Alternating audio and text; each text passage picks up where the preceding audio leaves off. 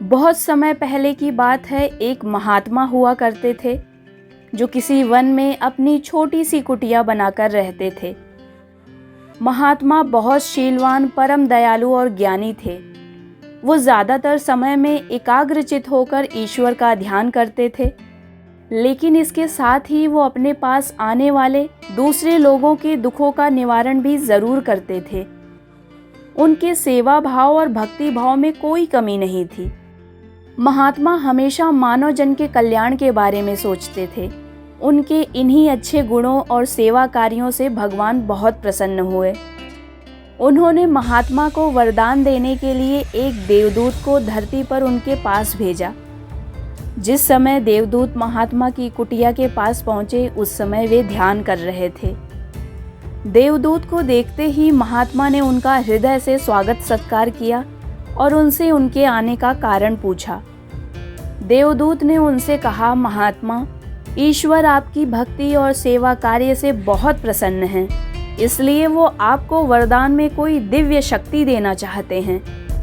उन्होंने मुझे आपके पास ये पूछने के लिए भेजा है कि क्या आप लोगों को रोग मुक्त करने की शक्ति प्राप्त करना चाहेंगे?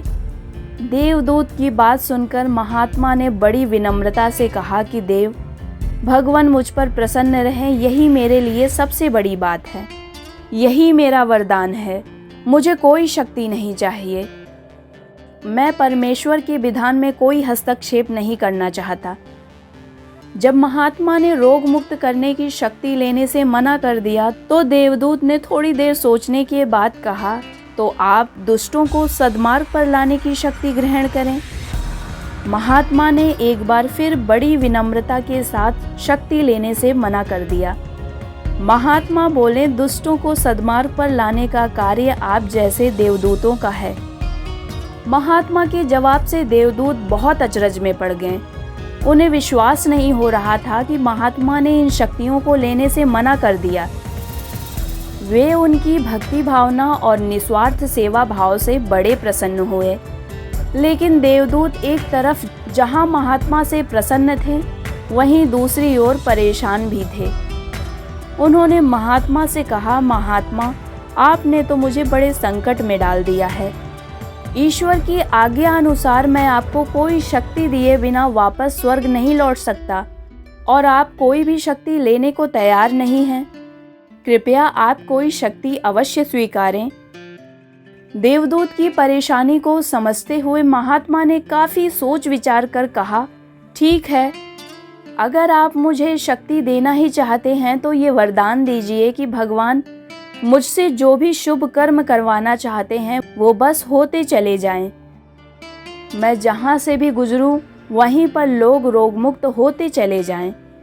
उनके सारे रोग अपने आप खत्म हो जाएं। देवदूत ने उनसे कहा, ठीक है, ऐसा ही होगा। उन्होंने महात्मा की परछाई को रोग मुक्त करने की शक्ति से संपन्न कर दिया। वरदान देने के बाद देवदूत वापस स्वर्ग लौट गए।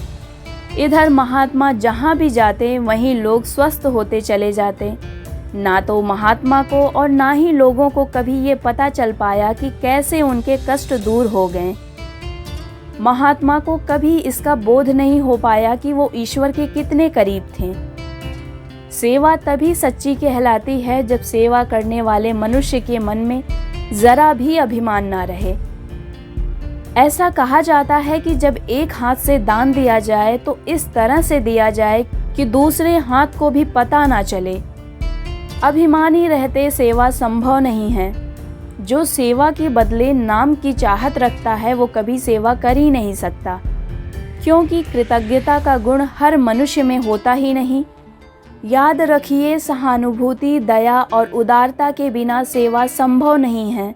एक पेड़ की पहचान उसके फल से होती है और मनुष्य की पहचान उसके कर्मों से। परमात्मा की सेवा में रहने का भाव रखकर समाज के असहाय, निर्धन और रोगी आदि की सहायता करते रहना चाहिए। यही उस परमात्मा की सच्ची सेवा कहलाएगी। ये कहानी अगर आपको अच्छी लगी हो तो चैनल को लाइक, शेयर और सब्सक्राइब कीजिए ताकि आने वाली कहानियों को आप सुन सकें।